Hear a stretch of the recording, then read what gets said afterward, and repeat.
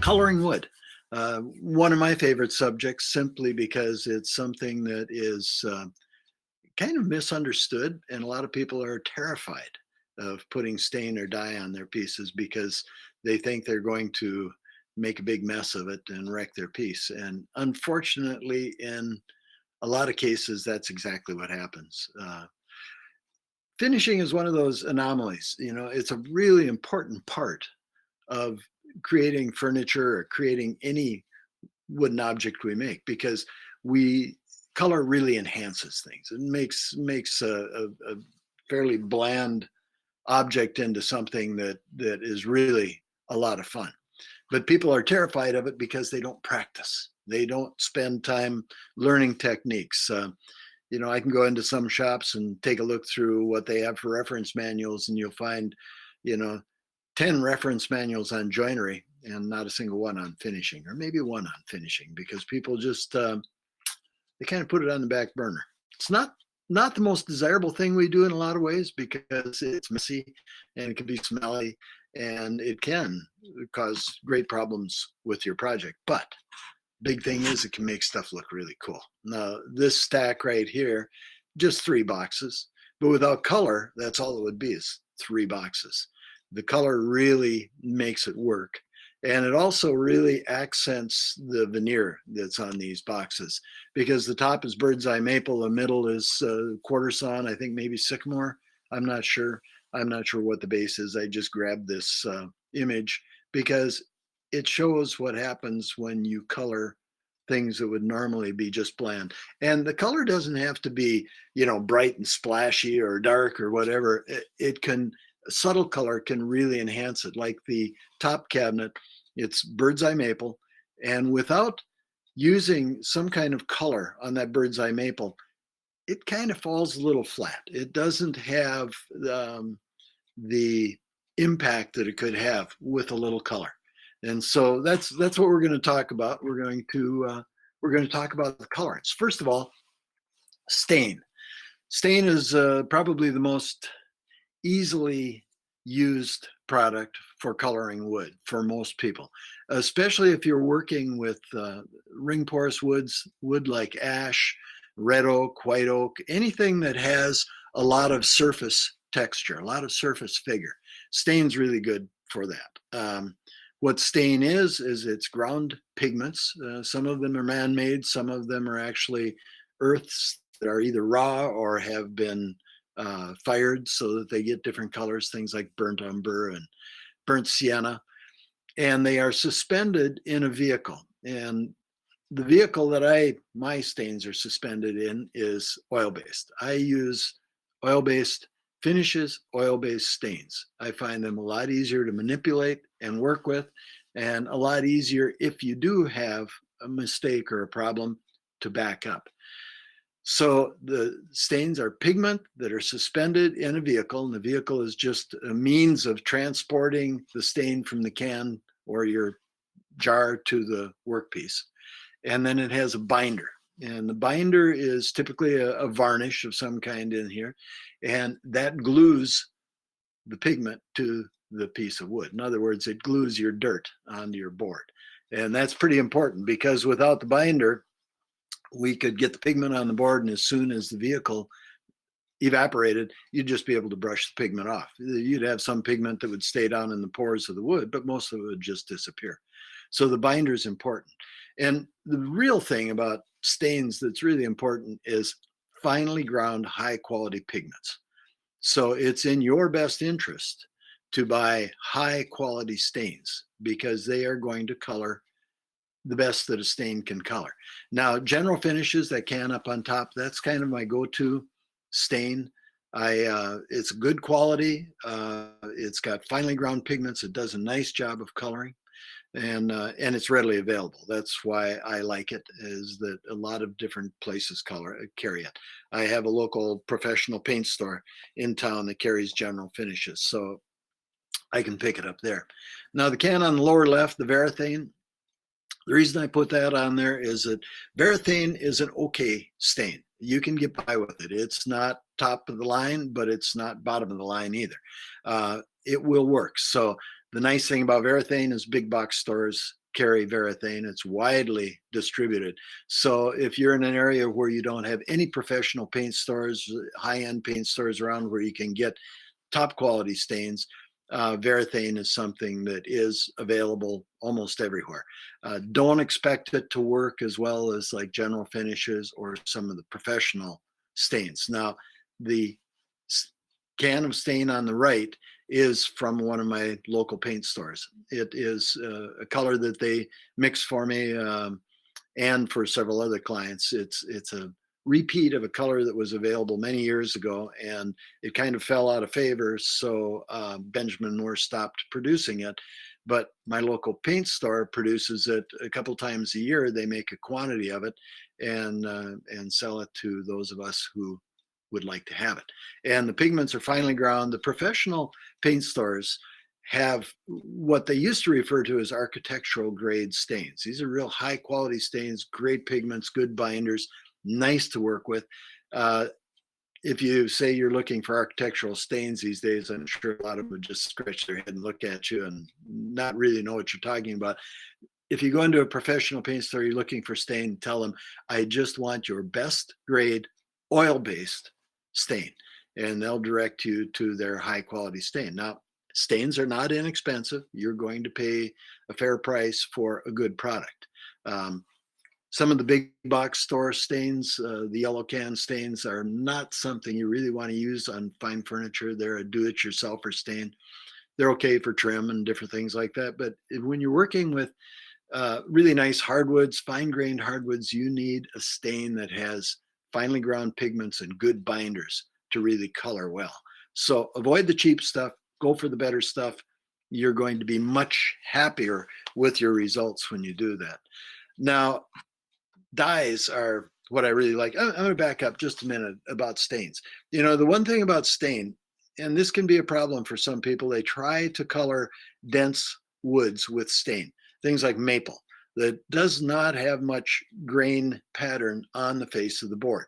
Very little, because it's very dense. Stains need texture on the top of the board to be able to color efficiently. Now, if you've got something like hard maple and you're putting a stain on it, the majority of the color is going to be the pigment that falls in the sanding scratches because there's just not much there to color. So when you're working with really dense hardwoods like that, it's hard to get any color out of stain. It's going to be light. You're really going to have to mess around. You're going to have to be really good at manipulating stains to get good color on really dense wood.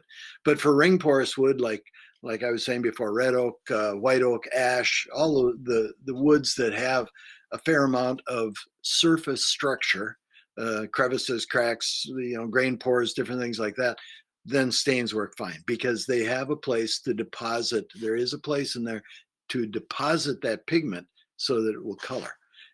One of the drawbacks of stain is that's exactly what it does, is it puts dirt in the pores and the figure, and that's opaque. So you lose a little of the chatoyance of the wood. Now, what chatoyance is chatoyance is it's French for cat's eye. What you're going to see is depth. You're going to have this refracted depth so that you can see down into the pores of the wood, basically. And if you fill those pores of wood up with dirt, you're not going to be able to see that chatoyance really well. So stains are easy to manipulate.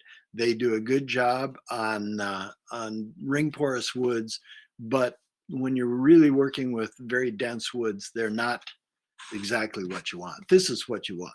I use dye for a lot of stuff. I love dye because it keeps the full chatoyance of the wood, and it has really saturated colors, so you can really get pure colors. Now, what's the difference between stain and dye? It's the pigment. Dye has really tiny particles of pigment. The pigments are crystals that are grown by combining chemicals, so they're very specific crystals, very uniform. They can be replicated very easily. Matter of fact, there's one dye producer in this country that produces the majority of the powders for all the other places that sell dye. They just blend their own colors. So when you're going to some place like J.E. Moser or Homestead Finishing, it's the blends of color that you're looking for. That's what you're buying, is their various powders and blends. So the quality is good. And these particles become solution, where a stain is a suspension of the particles, and you have to keep stirring the stain to keep the pigment even throughout the product.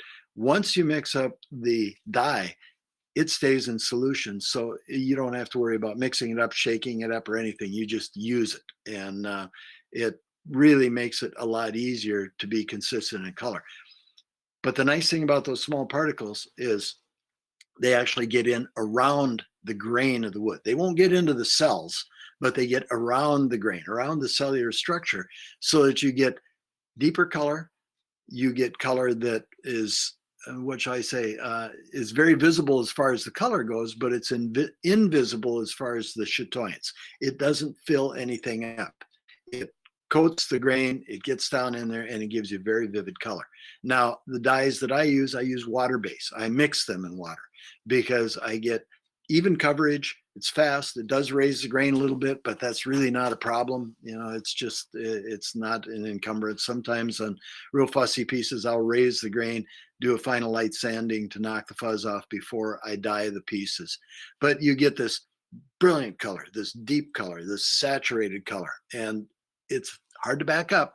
If you make a mistake, it's going to take some effort to get back to just neutral wood again. So you need to do your homework. But that's true anytime you do staining, is if you do your homework, if you make samples, if you know what you're doing to start with, you don't have to worry about it. You just go ahead and dye and stain, and you're off and running.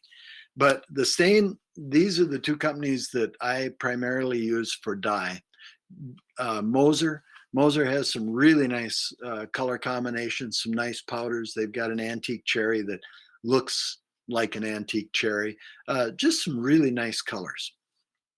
And on the right-hand side, I've got Trans Tint and Trans Fast. Those are Homestead Finishing products. Jeff Jewett owns the company, and Jeff is a master finisher. And the difference between the Trans Tint and the Trans Fast is the Trans Tint is a liquid dye. It's already dissolved in a medium so that it's ready to go, and it's concentrated. And if you measure drops into a set amount of liquid, you can very easily replicate that dye color, because I mix a lot of dyes back and forth. I want something that's maybe got a little more red in it, or something that's got a little more brown in it, or I'll put some black in it to darken it, or, I mess around with them. I combine dyes to get exactly what I want. And with Trans Tint, it's real easy because you can measure out drops.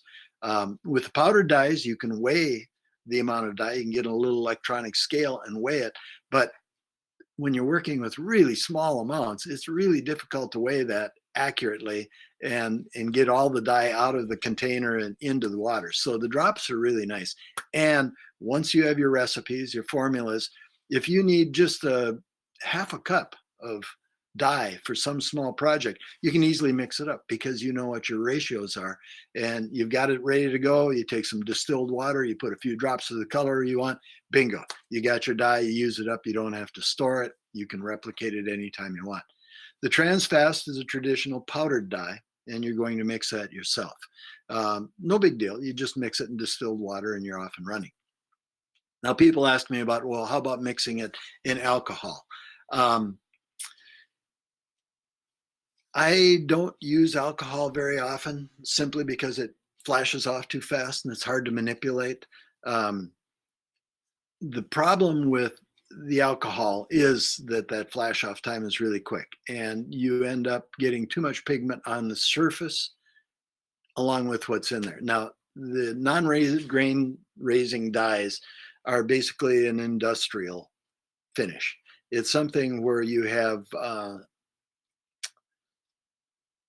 panels that the grain is a little mismatched, the colors aren't right, and you need something to mask and homogenize that color.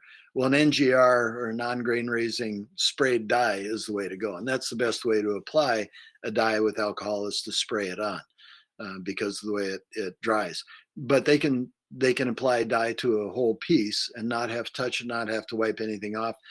Excuse me. And they get very uniform dye, but it loses that chatoyance that a true dye, a penetrating dye that you're going to wipe off, get everything off the surface, gives you. So I use water base, works great, easy to manipulate, and not easy to back up with. But the whole goal of this is to have your process down to where you don't have to back up. Now, another way of coloring wood is a reactive dye. Now, there's a little bottle on the top that I put there just simply to tell people don't use that. It's potassium dichromate. Potassium dichromate's been around a long time, and a lot of finishers years ago used it to make maple pop, to give it kind of that tannish brown color that maple becomes with exposure to UV. It's very toxic. It's something that we really shouldn't mess with. And so I put it in there just to say, no, don't use that. And there's a reason that a lot of finishers in days past didn't get to be old people, because they were dealing with some really toxic chemicals. The old aniline dyes are heavy metals. Potassium dichromate is very toxic, and it's cumulative in your system. So stay away from that. There are others that are a lot easier to work with. Ammonia. Ammonia is pretty toxic, but it's easier to control, and it will react with the tannic acid in wood and turn a nice deep brown. And green furniture, Mission furniture was fumed for decades, and it works really well. Not something that I really want to mess around with. I've got other ways of getting that same brown that are a lot less toxic. But this particular one that's in that jar, this is one that I like messing around with, and it's very benign. It's ferrous acetate. And what ferrous acetate is just iron dissolved in acid. And the acid that we use is vinegar. The way you make it is you'll take good quality steel wool. I use Liberon steel wool, 4/0, so it's nice fine steel wool. Clean it first. You can dip it in alcohol or naphtha or acetone to get any oils that are on there. You want it nice and clean. Dip it, clean it off, let it dry. Stuff it in a jar, fill that jar up with vinegar, and let it sit. You can let it sit for, I don't know, half a day. I usually make it, I stuff the stainless or the steel wool in there one day, and the next day or the day after I use it. And you'll make some sample pieces to see how strong the ferrous acetate is. If it's too strong for you, just add more vinegar or water, thin it out a little bit. Vinegar works well. But it combines with the tannic acid in wood, and that's what's in the jar behind is tannic acid, tannic acid from tea.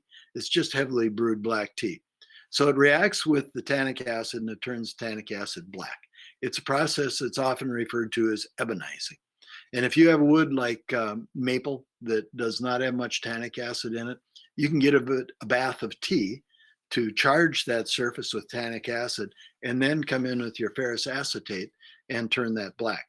Maple is not a real great wood for ebonizing. You can do it, but it's more work than I probably want to go through to get dark wood.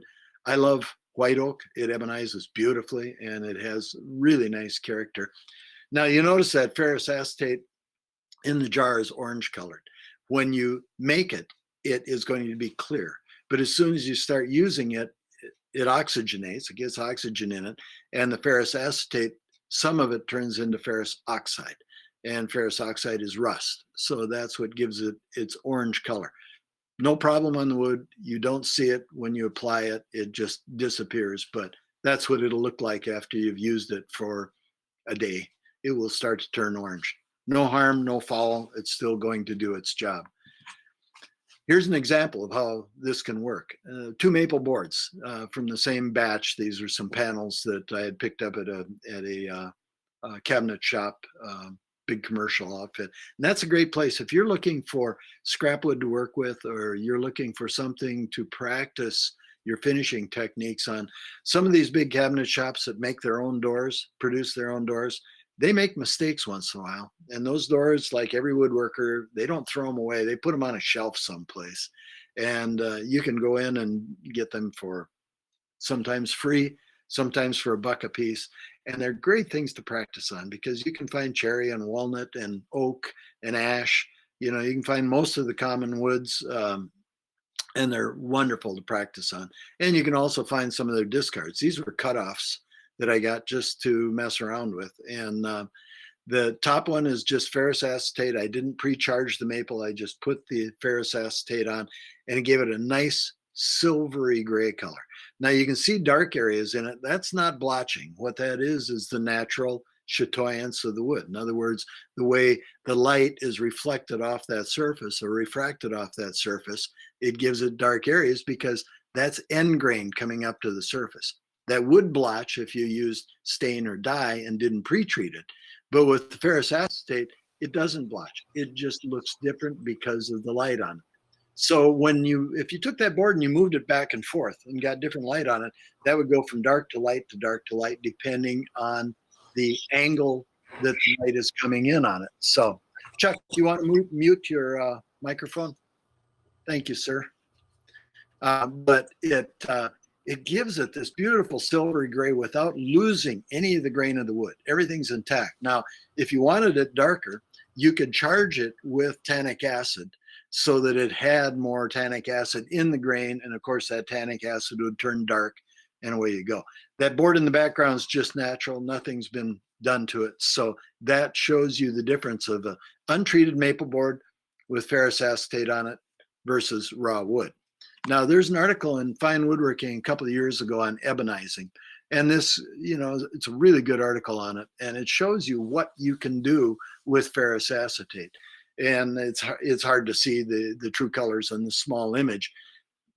But on the bottom left is maple. And you can see that it isn't a real true dark color, not black. It's got a little bit of a reddish tint to it. Next to it is cherry. Neither one of those are real great for ebonizing unless you really charge them with a lot of tannic acid.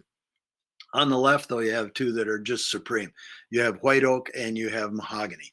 Those are very good for ebonizing. I love to ebonize white oak because there is some of the real hard grains, some of the medullary rays that will not accept any of the tannic or of the ferrous acetate, so they stay light colored. So you get this little light colored flecking in it. You get some of the grain patterns that you still see that look like they're a medium brown because they're surrounded by real dark, almost black.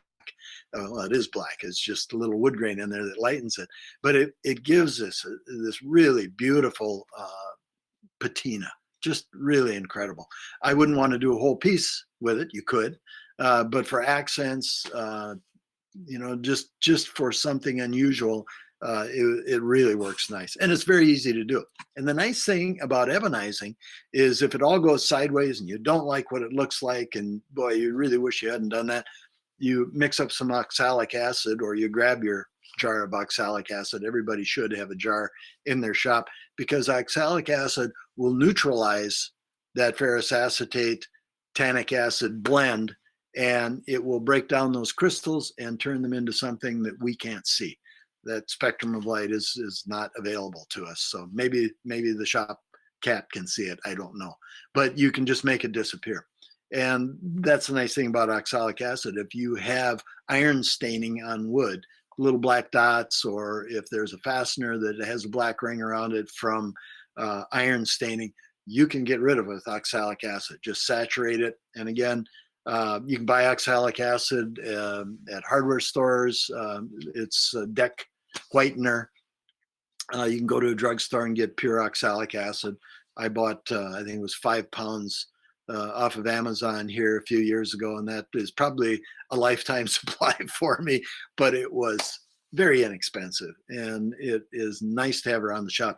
Just keep in mind that oxalic acid is poisonous, so mark it as poison on the jar, and make sure it's out of reach of someone who shouldn't get a hold of it, children or pets or whatever. So, but ebonizing is really a lot of fun. I encourage people to mess around with it because you can back up from it. You can get rid of it when you want to. So those are the 3 ways that you can color wood. Stain with pigment, dye with pigment, and then reactive, where the chemicals react with the tannic acid in the wood to give you color. And they're all fun to work with. Lately, I've been getting into milk paints. They're a lot more opaque, but they're a lot of fun to work with, and you can get some really interesting colors. And I do things like put dye on the wood and then put a seal coat and then use milk paint over the top of it to give it a base color. It just goes on and on and on what you can do with color. And it's just a lot of fun to assemble a bunch of different products and just mess around with them. Just play with them because they're an awful lot of fun. I see Joe Ferrone has, I've had great results with trans tint mixed with water-based poly. Yeah, some people will color with their finish. I don't.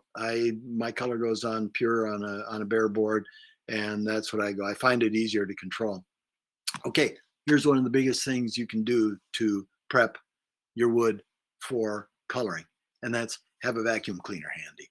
This vacuum sits on the end of my big bench that's sitting right next to me, and it gets used a lot. The 10-foot hose on it, you can see it has one of those little furniture brushes, the nice soft bristle brushes, and I vacuum. Between sandings, I vacuum all the time. I mean, that's how I clean stuff up.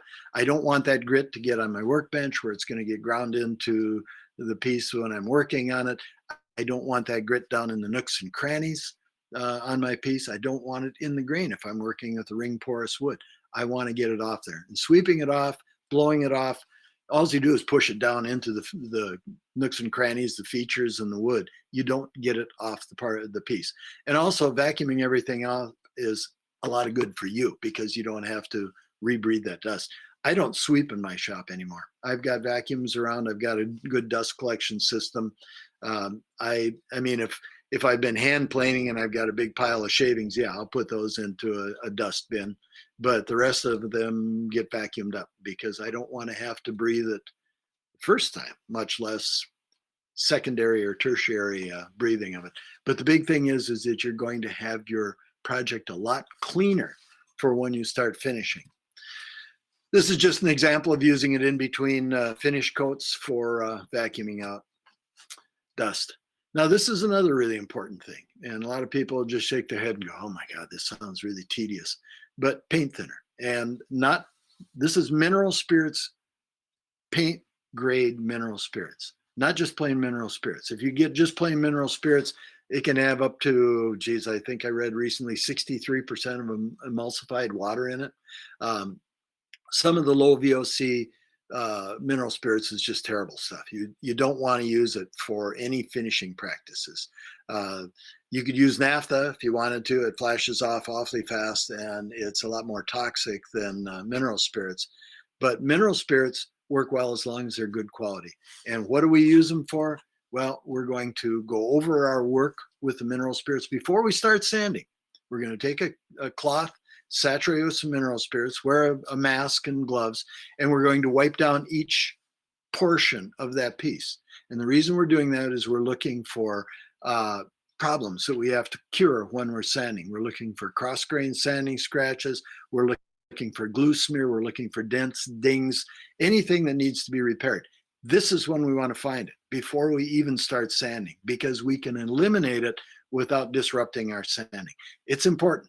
And you want to have a notebook that you can write down everything that you find as you run into it so that you can cure it. Little chat here I'll just jump to. Is ebonizing UV stable? Yes, ebonizing is UV stable, so it will stay black, at least as far as I know. I haven't seen any gray out. But it's important to find all these things, and especially glue smear. One of the biggest problems that people have with coloring wood is that they're in a hurry to do their prep. They don't do their prep work thoroughly. They don't check it. They start putting stain or dye on, and all of a sudden they run into, oh my goodness, I got a big cross-grain scratch, or I've got some sanding pigtails, or I've got glue splotch. Now they have to stop what they're doing. They have to scrape or sand, clean that glue up. Now you have to get that surface back to the same scratch pattern it was before and reapply the stain or dye, hopefully not getting lap marks. And that's the kind of thing that just sinks a whole finishing project, is when you have to stop and back up. It's frustrating. It makes you never want to put stain on or even finishing. It makes you just afraid of finishing. And this goes for finishing even if you don't use color. You need to do your prep work. So we take the mineral spirits, we wipe it down, have good lighting. If you have really bad lighting in your shop, get a headlamp. It'll show every little flaw in that piece when you're looking it over, so you can eliminate those. But here's a good example of what happens. This is a cherry board that I smeared some glue on intentionally. You can't see it. If you really scrutinized it, you might be able to see the glue. You'd still have to deal with sanding it off. So this is what mineral spirits will do when you put it on there. You can see in the middle of that board, there's a glue smear. Move it around so you can get better light on it. Bingo. Whoa, that would be ugly when you're starting to put stain or dye on. You got this big glue smear. Now what do? You got to stop and you got to go.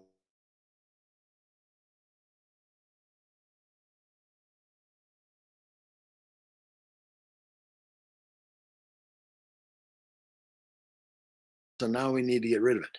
There are two glues that I use in my shop. Hide glue, both liquid hide glue and hot hide glue.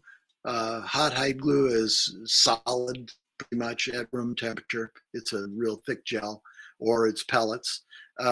And liquid hide glue is regular hide glue that has some urea in it so that it will stay liquid or gel-like at room temperature. Old brown glue is my favorite for bench glue for putting things together because it is liquid enough at room temperature that I can get it out of the bottle and onto a joint and glue something together.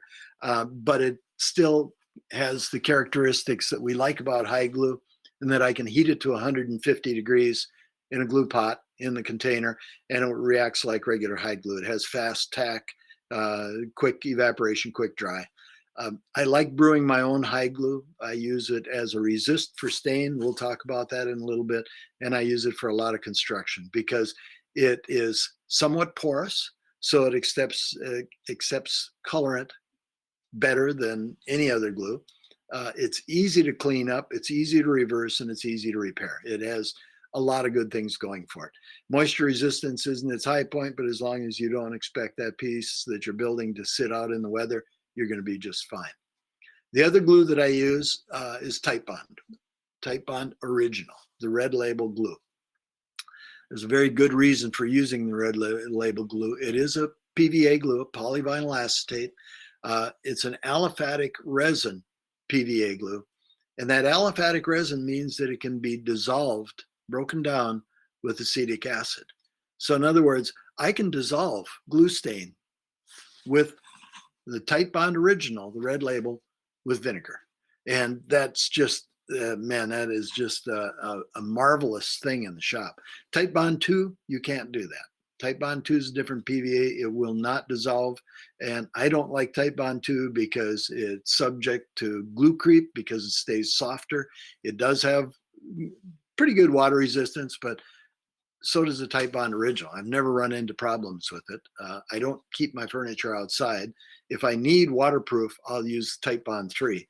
But I won't use Type Bond 3 for anything other than needing waterproof glue because it's really hard to clean up glue stain with Type Bond 3. You have to scrape it or sand it, and it's just plain hard to clean it up with water when the glue is fresh. So I like the Type Bond Original. Here's an example of what it does. So we've got that board that I went over the mineral spirits and we found out where that glue was. I'll take a cotton cloth or a paper towel, saturate it with vinegar, and lay it on the board and keep it wet. Might take 15, 20 minutes, might take an hour, depends on how thick the glue is and how porous the wood is. But get it on there. It's not going to hurt the wood because it's only 5% acetic acid in there and it's just water. It's going to raise the grain. No big deal. We haven't even started sanding, doing the final sanding on the piece. So this is just preventative. We put it on there and let it dissolve that glue. And the glue turns white. You can see that white patch in the middle. And then you just take fresh vinegar and you wipe it off. And it gets it out of the pores of the wood, off the surface. You didn't have to scrape it, sand it, or do anything. It's just gone. If you have ring porous wood like ash or red oak where it's got some really big pores, just take a toothbrush, nice stout toothbrush, and get in there and scrub that grain out. You're going to get all that glue out of there. It's not going to hurt your joinery. It would take a long time for it to soak into a joint and cause it any problems. But it gets rid of glue on surface, and it's great for doing things like you're putting together a panel door and you've got the cope and stick frame. And I don't care how careful you are. When you clamp that together, invariably you'll get a little glue squeeze out. And of course, where does it come out? It comes out on the inside where the moldings are, where it's really hard to get at. So I let the glue squeeze dry almost completely. And then I'll take a very sharp chisel and I'll go in and carefully lift what I can away from the wood. I don't want to cut into the wood. All I want to do is get the preponderance of that glue out of there. Then I'll take my vinegar, and a lot of times if it's in the corner of a panel like that, I'll take a cotton ball, stuff it in there and saturate it with vinegar, and it'll concentrate that vinegar right down on that little bit of glue smear. And it might take a half an hour, it might take an hour, and it will turn that glue white. And I just let it dry out because the glue is broken down. So I'll just let it dry. Then I go back in with a nice stiff nylon brush. And again, toothbrush is great. Get a firm toothbrush and you can get in there and you can scrub that glue out without any problem. Get the powder out, you're good to go. So that's really important. It saves you a lot of grief by using the correct adhesive that's easy to back up on. Then we get into sanding. And again, this piece has not been sanded, final sanded yet. And of course, we do a lot of superficial damage to a piece as we're assembling it. Things like cleaning up glue raises the grain, we bump it, we scratch it, we do all kinds of things with it. So now we're going to sand it. An orbital sander is a quick way to sand it. It's good for the rough sanding, not so good for the final sanding. And the reason being is because an orbital sander is doing orbits as it sands. And those orbits are 100% cross grain.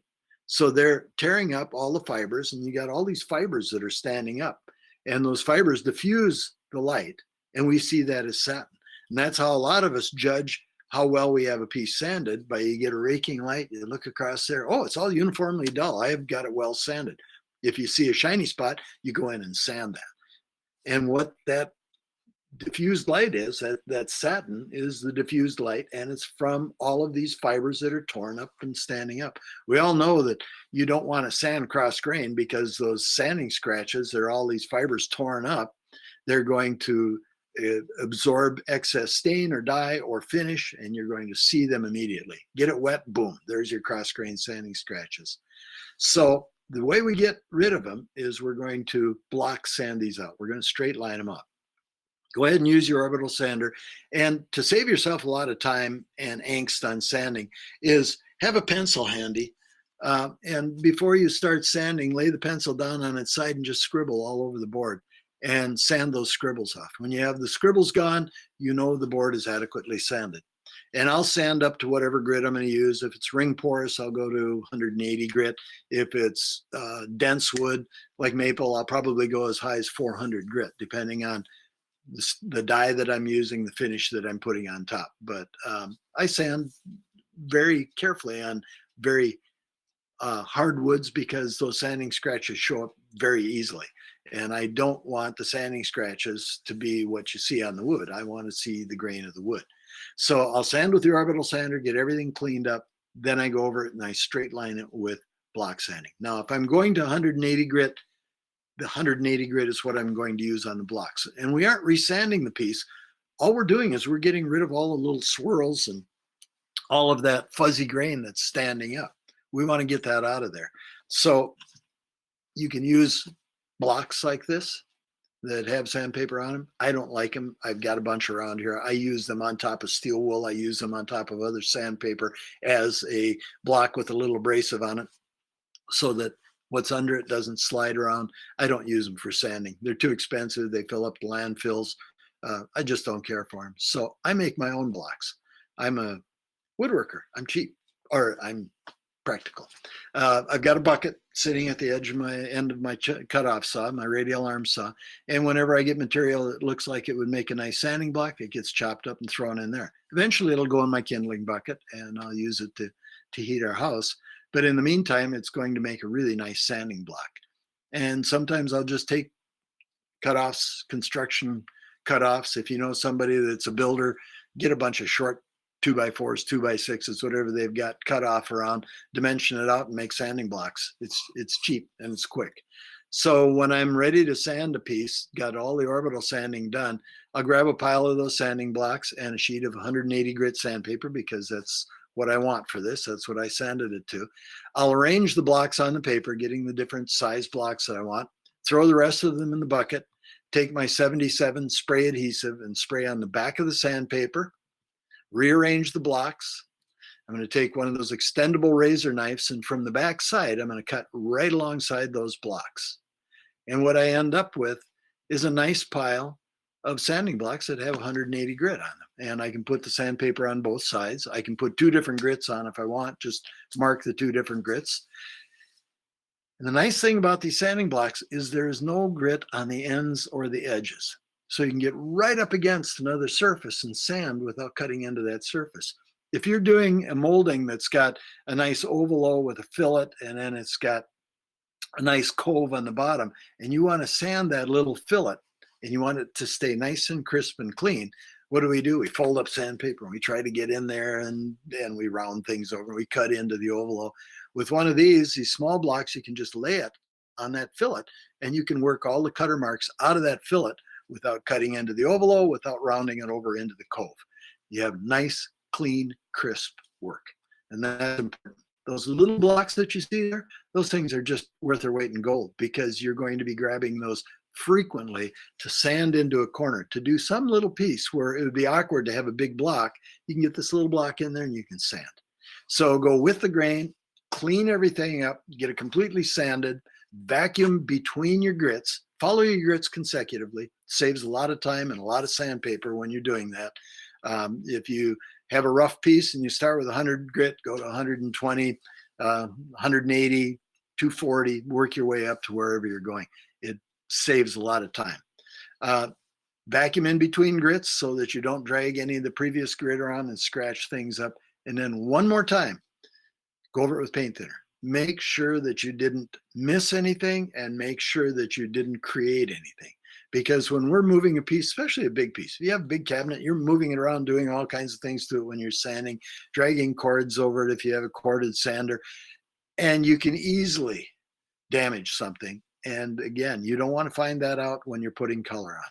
So go over it one more time with paint thinner. It only takes a few minutes, and you'll be assured that you're not going to run into any surprises. And that makes such a huge difference. Okay, another thing that mineral spirits are really good for is showing you if wood is going to blotch when you put stain or dye on it. Here's a piece of maple. I put mineral spirits on it, and right away you can see the areas where you're going to have problems with blotching. And you want to pre-treat, you want to know about it, and then you want to pre-treat those. I see I have a chat here. Greg, what are your thoughts on polyurethane glue? Not much. It's really hard to clean up, and it glue stains pretty severely. I don't use it. I know a lot of people love polyurethane glue, but I'm not a fan of it. Okay, after final check with paint thinner, do you raise the grain before dyeing? From Fred. Not as a normal course. If I'm working with ring porous woods on something that's got a lot of little nooks and crannies in it and is going to be hard to deal with later, after I put the color on it, yeah, I'll raise the grain, knock the nibs down. Now when I put my dye on it, my water-based dye, there'll still be a little bit of grain raising, but not much. So it's just depends on the circumstance. Depends on the circumstance. But here we've got this board, and you can see the dark areas on it. You know that it's going to blotch. Okay, we've got to deal with that. And what blotching is end grain coming up to the surface, or open pores. That board up on the top, it's cut off board. It's got all those holes that are open from cutting across all of our grain. And of course, we all know that if you put stain on there, it's going to get a lot darker than the face of the board, because all those open pores are going to pull that stain in its place. It's a repository for the pigment. That's the same thing that happens on the face of the board. When boards have vagrant grain that moves through them. All of them do. Some of them are more demonstrative than others. We think of maple, curly maple has all of these grains going through. If it's bird's eye maple, it has grain coming up to the surface around the little bird's eye. So you've got end grain coming up and it moves off to the side. And that's exactly what it is it's end grain coming up. When we flatten that board off, we're going to cut into those tubes. And that bottom board shows what happens. We get these clusters of end grain coming up that are going to absorb excess pigment. They're going to absorb excess dye and stain, and that's where blotching comes from. And blotching is really frustrating. It's really, you get a lot of blotching with softwood just because it has so much porous grain. That's not so much end grain coming up. It's just plain porous grain that can absorb a lot of stain and dye. So what we want to do is we want to pre-treat it. We want to put something over it that becomes essentially invisible, but fills up all of those holes and all the porosity.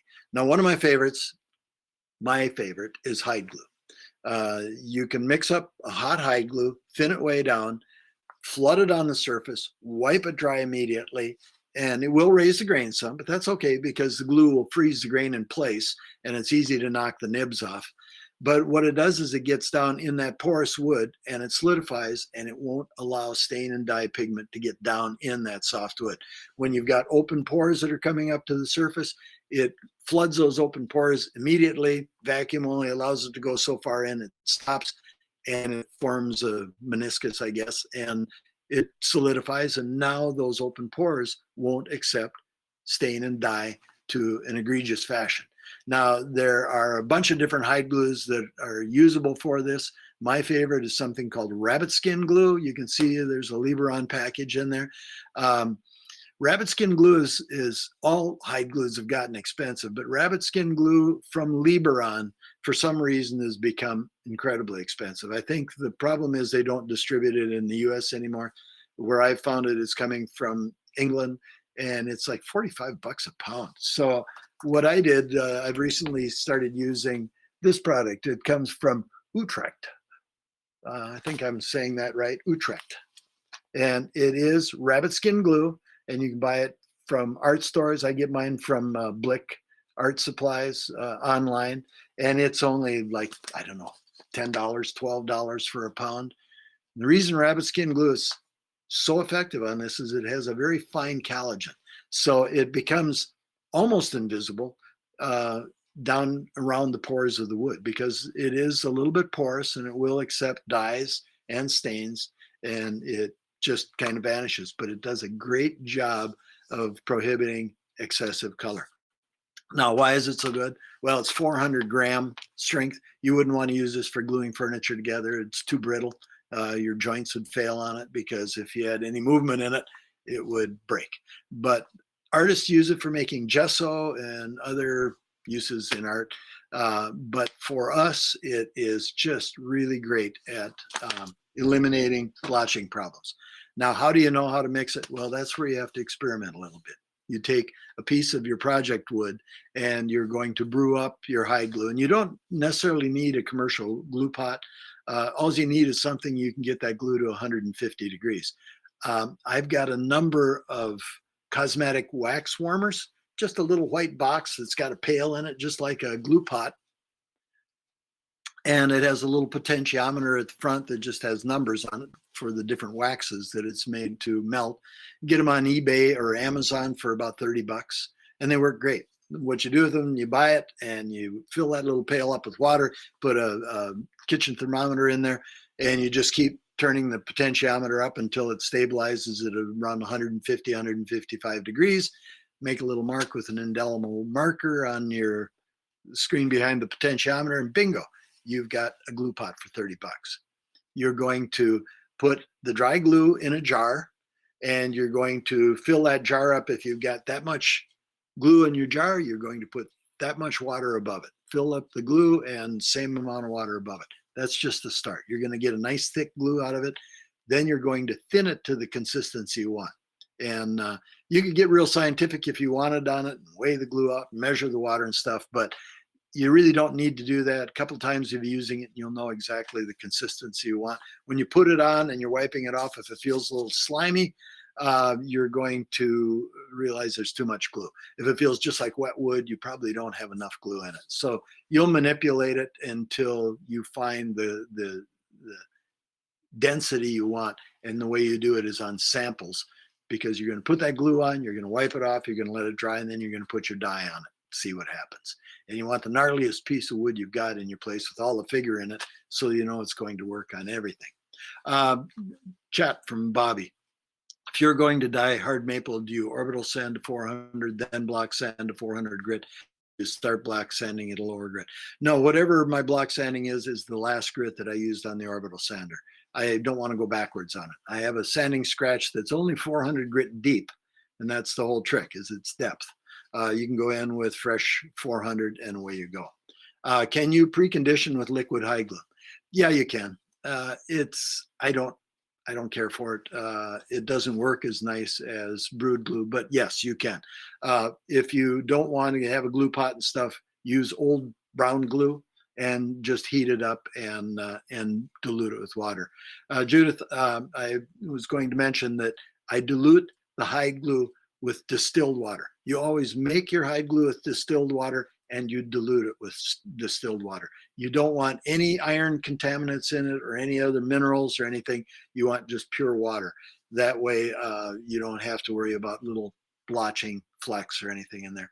And you just literally flood it on, wipe it dry, and you're good to go. When mixed, does it have a shelf life? Yeah, hide glue does have kind of a shelf life. The reason I mix it in little jars is when I'm done with it for the day, I put the lid on the jar and I put it in my refrigerator. And putting it in the refrigerator, it'll last for weeks, if not months.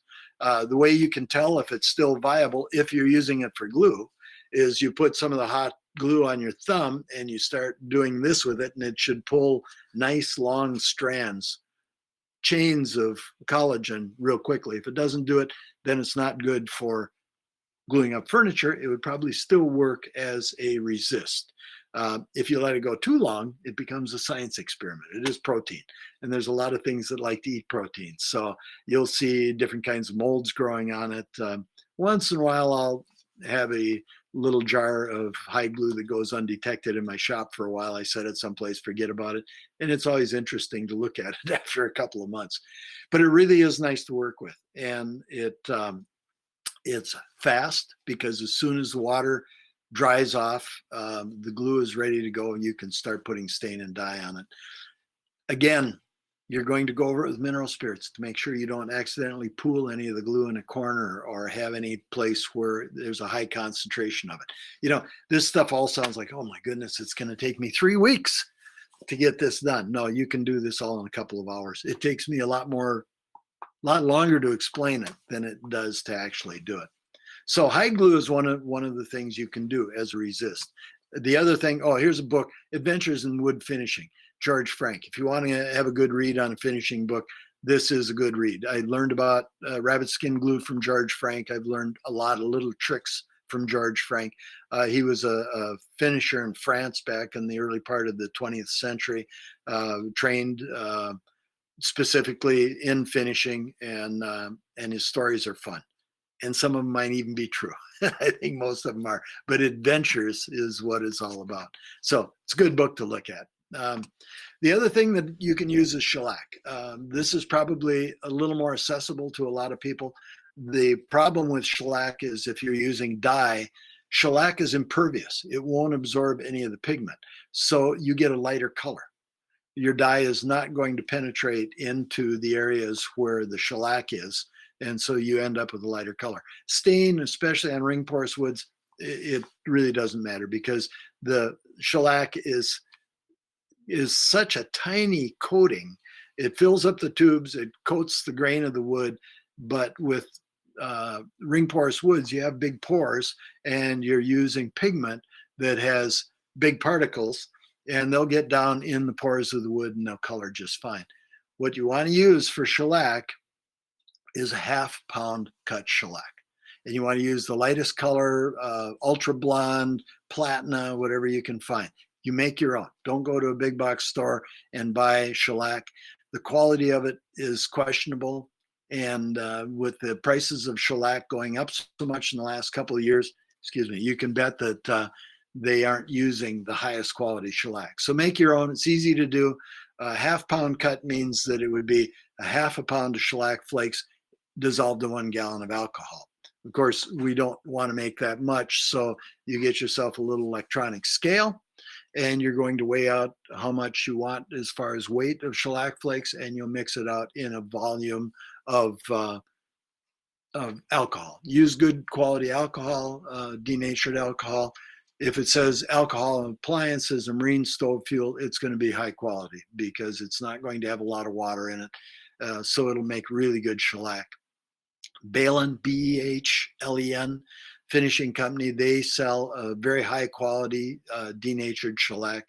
And if you want, you can actually brew it with Everclear. 180 proof Everclear works great for brewing it. Very little water in it, and you can share it with your project because shellac is okay to consume.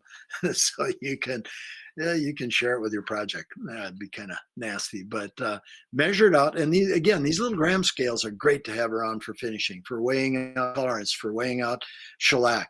They're $15 on Amazon, and they work great. I bought a bunch of them for my finishing school, and they were all exactly accurate all the way across. We compared them to a good lab scale, and they were right on the money. So the technology is there, and it's cheap. Use it. So you make your shellac, again, just flood on the surface, wipe it dry immediately. As soon as the alcohol flashes off, that shellac will solidify in just 10 minutes. You'll be ready to go. And again, go over it with mineral spirits to make sure that you didn't flood it into a corner where you didn't get it all cleaned out.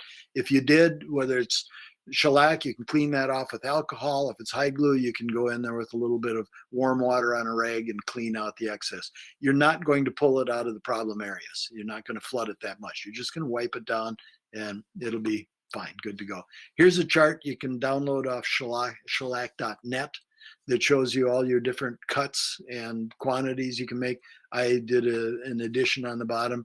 I make my half-pound cut 8 ounces at a time, so it's a half an ounce of flakes and 8 ounces of alcohol, and I have a nice little half-pound cut. An 8-ounce jar of shellac will go a long way on a piece, so it lasts. Now, as far as using shellac as a finish, I typically use 2-pound cut, and there's my ratio for the 2-pound cut.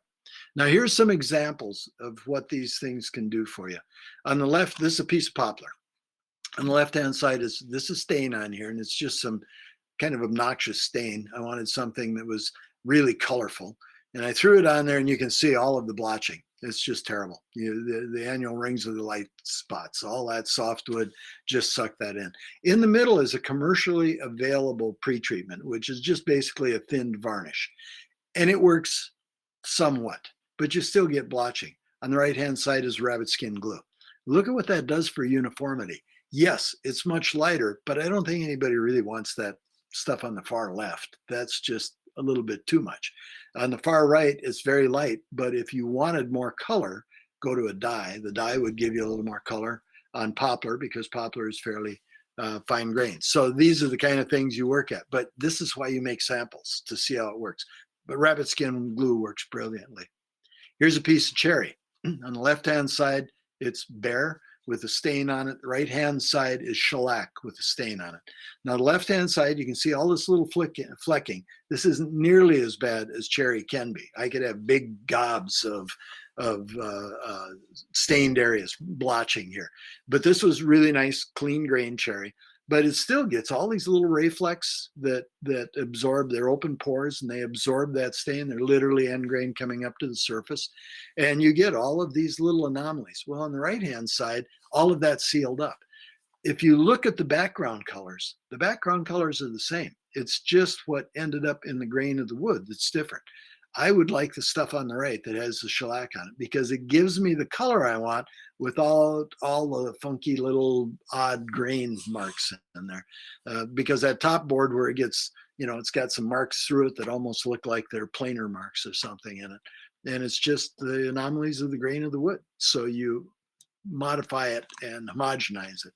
Now, this is a piece of red oak that on the left-hand side, this is just a dark stain that I grabbed. Left-hand side, there's nothing. Right-hand side, there's shellac, and you can see it got rid of the real egregious black areas. but you still get a fair amount of stain down in the pores of the wood because it is shellac. It's very fine, dries around those fibers. In the middle is rabbit skin glue. Now, rabbit skin glue really homogenizes it. It lightens it here because it is stain.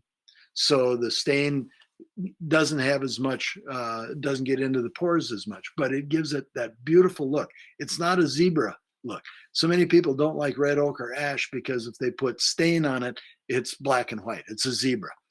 Go over with rabbit skin glue and it's not a zebra anymore. You can give it nice coloration without that big, heavy striped effect. Okay, here's a cherry board that on the left there's nothing, and I'm wiping it off. You can see that it's fairly dark colored and it had some blotching on it. On the middle is rabbit skin glue and on the right is shellac. Now this is dye on here, excuse me, I should say this is dye. And what it shows is that by using shellac, you're going to have a little lighter color with the dye than you will have with the rabbit skin glue in the middle because the shellac is impervious. It won't allow as much colorant in, so it ends up a little lighter. But this is what you can do with it. And Judith goes, I think the middle one is the worst looking. Some people don't like the real homogeneous look. And for a small piece, if you really want to see the grain, don't worry about the pre-treatments. You know, just put your stains and dyes on. If you're worried about blotching, then you have to look at pre-treatments, and that can help eliminate the blotching. But on a big piece, the all different, yes, that was a few boards ago. If we go back up to, I believe you were talking about this one perhaps, or maybe this one. If you're worried about the blotching, you're going to have, yes, that's the one. Yeah, that looks fairly bland in the middle, but if you have a whole cabinet made of that, it looks beautiful. Where the left and the right get to be awfully busy. If you want that real busy look, great. But if you want a more refined grain, then the middle is what you want. And that's where experimenting comes in, making samples. I really stress to people that you need to make samples. Make them before you start working on the piece. Take a piece of the project wood, the actual project wood you're going to use. Sand it through all the different grits to the surface you want, and try your stains and dyes. It will tell you if you're going to need pre-treatment. If you do, then again, take the board, you can plane it off, go through all the sanding regimen, pre-treat it, and put your stains and dyes on to see how they work. And write down everything you do, what you sanded to, if you raise the grain, what you're using for pre-treatment, how you're applying the stain. Write all this down because little things can make a big difference. If you hit the magic formula, you want a recipe for it. If you get that board and it's like, yeah, this is exactly what I want. Well, what did I do? You're not going to remember it. At least you might remember it right now, but you're not going to remember it 2 days down the line. So you want to go through and write down everything you do. And a lot of times I'm doing things like I'll put a dye on it and then I'll glaze it, which is just a real thick, heavy pigmented stain. And I'll get the glaze down in the corners. And then sometimes I'm doing stuff with milk paints now where I'll put a thin milk paint over the top of that to give it another color over the top. And it's fun to play around with it because all of a sudden you'll come up with something where you go, wow, that's really cool. I want to use that on a piece. Well, if you wrote down everything you did, you have a recipe for it. If you didn't write down everything you did, now you got to try to replicate it. And that can be really tough. Stephen, which is better pre-treatment for pine that will be stained, rabbit skin glue or shellac? I need to match pine bench to cherry spindles. I would say probably rabbit skin glue. You can try shellac on it. I think that you're going to find you maybe won't get the color you want. But there again, that's the reason to do samples. You know, it's not money lost to have some shellac flakes in your shop and to have some hide glue. You'll find lots of uses for it. And it's just a matter of making up some of these samples and experimenting. But off the top of my head, I would say I'd probably use rabbit skin glue on it. And there again, it depends on the pine. There's a lot of different grades of pine, types of pine, how they absorb finish. So it really depends on the samples that you're using, and use a sample from your project. Don't just go grab a pine board and think that it'll be the same. For starting with dyes, do you have a suggestion on what colors to start with? Yeah, I would get something that has a lot of red in it. I would get something that's black, and I would get something that is dark brown and start messing around with it from there. You can blend colors back and forth. You can take the black and get it really dark. You can thin out the other colors and just kind of mess around with it. Best bet would be to talk to Jeff Jewett at Homestead Finishing, get his recommendations for a starter kit on dye. He'll ask you a bunch of questions and steer you right. Jeff's a great guy. It's nice to deal with him. He and Susan have had their business for a long time. They both very knowledgeable about finishes, and they're a great resource. If you're looking for a specific color, go talk to him. Tell him I sent you, and he'll help you get started with it. Wow. So, in a nutshell, there we have it about using colors on wood.